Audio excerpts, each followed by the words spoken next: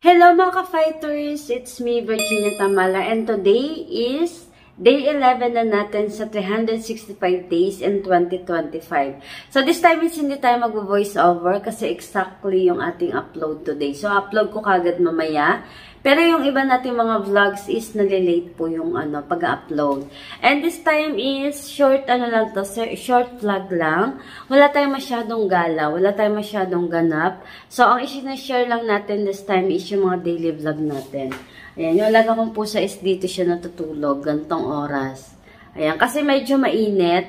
Kaya dyan ko nilagay yung kanyang tulugan. Kasi hindi pala mainit. Medyo malamig pala this time. So, kaya dyan siya, malapit sa window.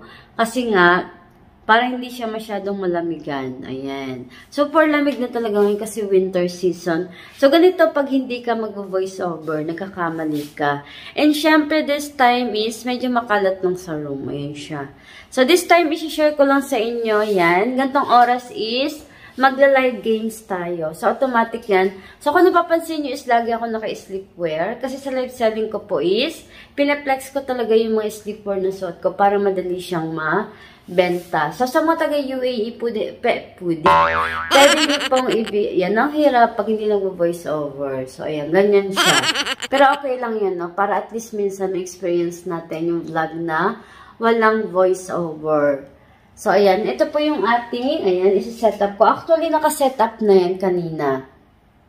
So, nawala yung setup ng live games ko kasi nga, naapakan ni Mumay yung pinaka-ano niya. Kaya, uulitin ko na lang.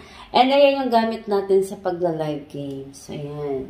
Mobile Legends. Sa mga sa mga nag-games dyan ng Mobile Legends, ayan, pwede kayo umattend. Ang live po natin is 6 PM onwards Pinas time. So, ito lang yung ating simple vlog. I-upload agad natin mamaya to para saktong-sakto na siya sa day 11. Ayan. So, good luck na lang sa akin. Paniniligan natin yung ating vlog everyday. So, gano'n naman talaga pong mga content creator.